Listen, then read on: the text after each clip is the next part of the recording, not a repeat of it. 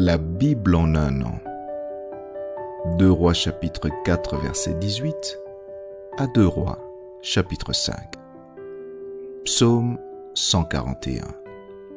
Proverbe 17, 23. Lecture du 23 juin.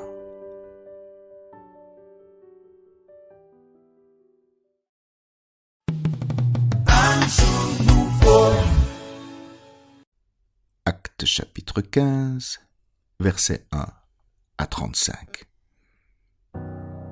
Quelques hommes venus de la Judée enseignaient les frères en disant : « Si vous n'êtes circoncis selon le rite de Moïse, vous ne pouvez être sauvés. » Paul et Barnabas eurent avec eux un débat et une vive discussion.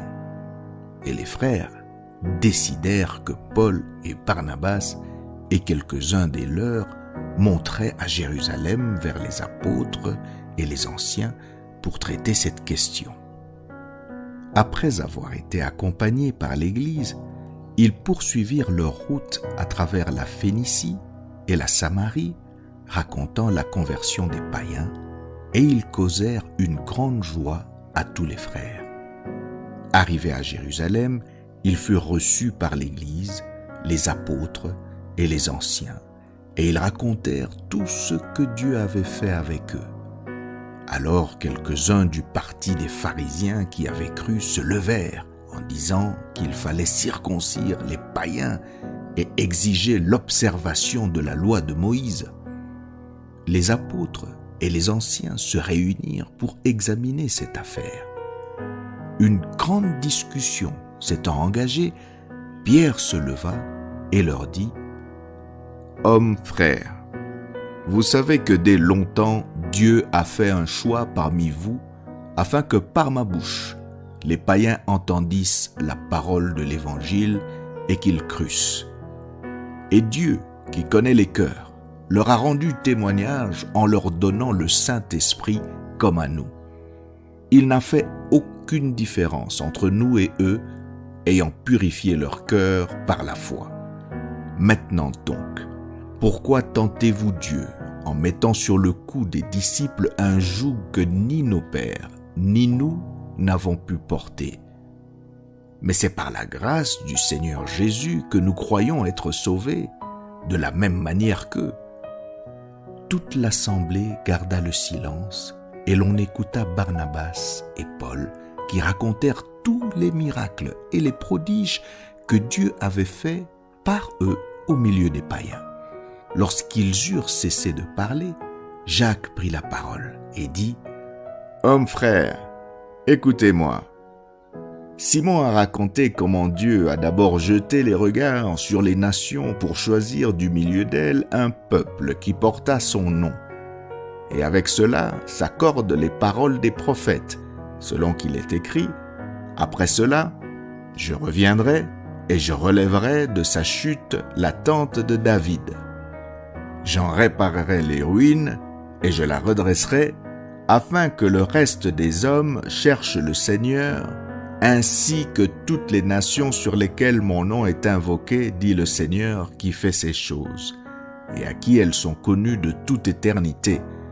C'est pourquoi je suis d'avis qu'on ne crée pas des difficultés à ceux des païens qui se convertissent à Dieu, mais qu'on leur écrive de s'abstenir des souillures des idoles, de l'impudicité, des animaux étouffés et du sang.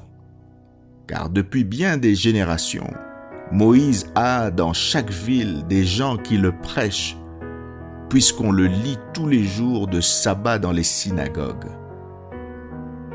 Alors il parut bon aux apôtres et aux anciens et à toute l'Église de choisir parmi eux et d'envoyer à Antioche, avec Paul et Barnabas, Jude appelé Barsabas et Silas, hommes considérés entre les frères.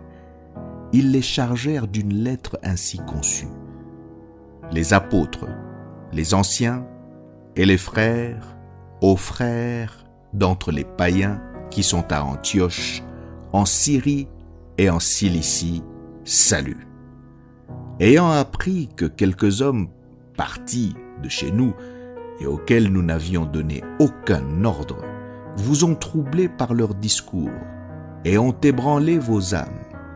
Nous avons jugé à propos, après nous être réunis tous ensemble, de choisir des délégués et de vous les envoyer avec nos bien-aimés Barnabas et Paul.